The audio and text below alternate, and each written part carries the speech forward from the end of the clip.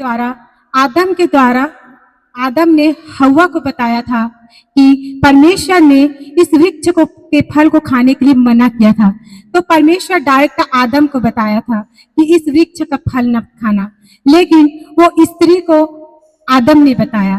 ठीक है, तो मैं आपको ये बताना चाहती हूँ है ये सबसे ज्यादा स्त्री के पीछे क्यों पड़ा रहता है। मैं आपको बताना चाहती हूँ कि शैतान का उद्देश्य ये है कि सिर्फ मानव जाति पर अधिकार नहीं है, लेकिन परमेश्वर ने आपके लिए जो योजना बनाई है, ये योजना बनाई है आपके जीवन के लिए, आपके उद्धार के लिए, उससे भी शैतान को प्रॉब्लम है, उससे शैतान को नफरत है। मैं आपको बताना चाहूंगी कि शैतान आपसे सबसे ज्यादा स्त्री से नफरत इसलिए करता है। आप पढ़ेंगे उत्पत्ति 3:15, आप चाहे तो 3:15 निकाल लीजिए। मैं आपको बताना चाहती हूँ, हव्वा को भरमाया कि तू इस फल को खाएगी तो अवश्य ही तू नहीं मरेगी, वरन तू परमेश्वर के समान हो जाएगी। उस स्त्री ने क्या किया कि परमेश्वर ने मुझे अच्छे वस्तु देने के लिए, शायद परमेश्वर अच्छी वस्तु में ना पा जाऊं, उसके मन में क्या है, उसके मन में भ्रम हो गया।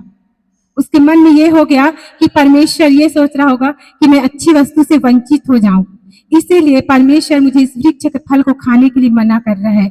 तो हम देखेंगे उत्पत्ति 3:15 में लिखा है,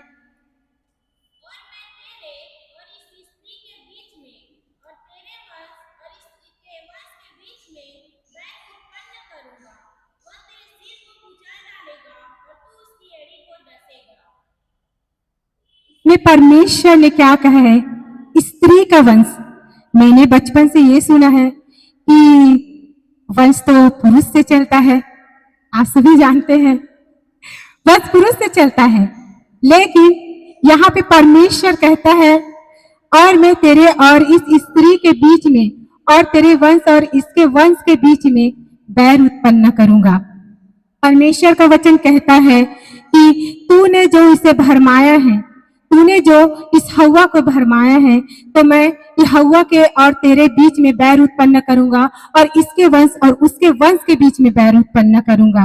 ताकि शैतान का ये कहना है कि जो स्त्री जो फल को खाई है, उसके द्वारा आप जानते हैं कि पृथ्वी पर पाप आया है। Hallelujah, hallelujah. इसलिए शैतान आपसे इतनी नफरत करता है।